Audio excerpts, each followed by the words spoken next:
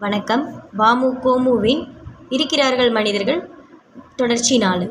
இப்போது இவனை டைரியில் இருந்த எண்களுக்கு ஜான்சனே தகவலை சொன்னான். இப்போது இவனை முழுதாக நம்பலாமா என்ற பயமும் இவளுக்கு. பெரிய வீடு, தனியாக வேறு, நான் ஒருத்தி, இரவு மணி வேறு 9 தாண்டிடுச்சு. இவன் கொலைகாரன் என்று வேற அம்மா சொன்னதே. வாழ்நாளில் ஒரே நாளில் இத்தனை பயங்களுடன் ஒரு நாளை கூட கழித்ததே இல்லை என ரூத் நினைத்தாள். சாப்பிட்டு இருக்க மாட்டீங்க நீங்கள், வாங்க எங்கள் வீட்டுக்கு, அம்மா இருக்குது, கூட்டாஞ்சோறு தான் இன்றைக்கி எங்கள் வீட்டில் என்றவனிடம் பசிக்கலை என்றாள். பிணம் இருந்தால் உங்களை அது என்ன பண்ணாது, அதுக்காக பசியோடு இருக்கணுமா என்றான் ஜான்சன். பயந்தே எனக்கு வயிறு நிரம்பிடுச்சு என்றாள் ரூத்.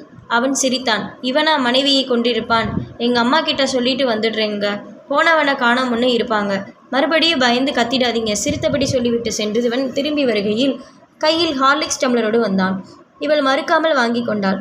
கடைசிக்கு இவனாவது என் பயத்தை உணர்ந்து துணைக்கு வந்தானே என்றிருந்தது. ஜான்சன் ஒரு சோபாவிலும் ரூத் ஒரு சோபாவிலும் ஒருவர் முகம் ஒருவர் பார்த்தபடி அமர்ந்து கொண்டார்கள். டிவி பார்ப்போமா என்றவனிடம் பிணம் இருக்கிற வீட்டில் தப்புங்க என்று சொன்னதும் சரி என்று சொல்லிவிட்டு சாய்ந்து கொண்டான் சோபாவில். இவள் தன் வாழ்க்கை சுருக்கத்தை அவனிடம் சொல்லி முடித்தாள். அவனை பற்றியும் விசாரித்தாள். தனியார் பேருந்தில் டிரைவர் என்றும் பிடிவாதக்காரியை மணந்து கொண்டு வாழ்க்கையில் பட்ட வேதனைகளை மறக்கவும் மறுக்கவும் முடியாமல் சொன்னான். அல்ப விஷயத்துக்காக தூக்கு போட்டு கொண்டவளை இன்னமும் மன்னிக்க தயாரில்லை என்றான். அப்படியே தூங்கியும் போனான். மனதில் வஞ்சகமும் கவலைகளும் இல்லாதவர்கள்தான் படுத்தவுடன் தூங்குவார்களாம். இதை ரூத் எண்ணிக்கொண்டாள். இவனும் இங்கில்லை என்றால் விடுவதற்குள் பயத்தில் தானும் செத்திருப்போம் என்று யோசித்து கிடந்தவள் கண்ணயர்ந்தாள். டெலிஃபோன் சத்தம் கேட்டு திடுக்கென விழித்தவள் எழுந்து போய் ரிசீவரை எடுத்து காதுக்கு வைத்தாள். ஈரோடு வந்து இறங்கிட்டேம்மா, 1/4 மணி நேரத்தில் ஆட்டோ பிடிச்சு வந்துடுறேன் என்று டெய்சி அம்மா தான் பேசியது. மணியை பார்த்தாள். அது விடிகாலை 4:05 காட்டியது.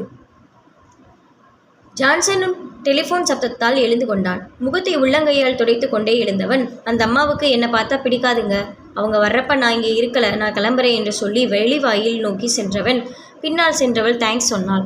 டெய்சி அம்மா வீடு வந்து சேர்ந்த பிறகுதான் ரூத் நிம்மதியானாள். விடிகாலையில் சொந்த பந்தம் என்று கணிசமான கூட்டம் வீட்டில் சேர்ந்து விட்டது. காரியங்கள் துரிதமாய் நடைபெற துவங்கின. இந்த வீட்டில்தான் யார் என்று தெரியாமல் ஒதுக்கமாய் நின்றிருந்தாள் ரூத்.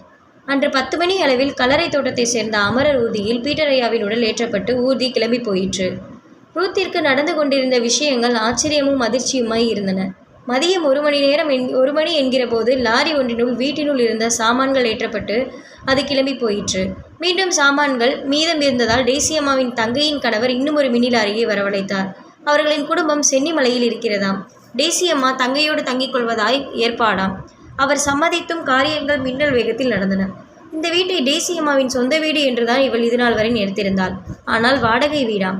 மாதம் 3000ஆம். ஐயோடா என்று நினைத்தாள் ரூத். இறுதியாக மாருதி வேன் ஒன்று வந்து வீட்டின் முன் நின்றதும் டெய்சியம்மாவை அவரது தங்கை வீட்டினுள் இருந்து கூட்டி வந்தார்.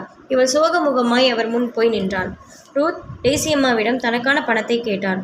அதை அந்த சமயத்தில் கேட்க சங்கடம்தான் என்றாலும் கையில் எதுவுமில்லை என்பதால் அப்படி கேட்டாள். நீ தாண்டி ஐயாவை கொன்னுட்ட, கடைசி நேரத்தில் என்ன துடிச்சாரு, உன்னால தாண்டி அவர் செத்தாரு என்று கத்தி பேச ஆரம்பித்த டெய்சியம்மா முன்முதடு பிதுங்கி அழத் துவங்கினாள் ரூத். வேனில் டெய்சியம்மா ஏறியதும் அழுது கொண்டிருந்த இவளை கூப்பிட்டார். 500 ரூபாய் தாள் ஒன்றை வேனில் இருந்தபடி கை நீட்டி இவளுக்கு கொடுத்தாள் டெய்சியம்மா. அதை இவள் வாங்கி கொண்டது வேன் கிளம்பி போயிற்று. ரூத் காலியாயிருந்த வீட்டினுள் சென்று தன் துணிமணிகளை சுட்கேஸில் திணித்து கொண்டு வெளிவந்தாள். எதிர் வீட்டு வாசலில் இருந்து ஜான்சன் இவளை பார்த்தபடி வந்தான். அவனை பார்த்ததும் இவள் ஓவென அழத் துவங்கினாள். அழாதீங்க, இன்னும் நீங்கள் என்ன சின்ன பிள்ளையா என்றவன் தோளில் சாய்ந்து கதறினாள். என்னை உங்கள் வீட்டுக்கு கூட்டிகிட்டு போயிடுறீங்களா? அழுகையினோடே அவனை கேட்டாள் ரூத். நன்றி.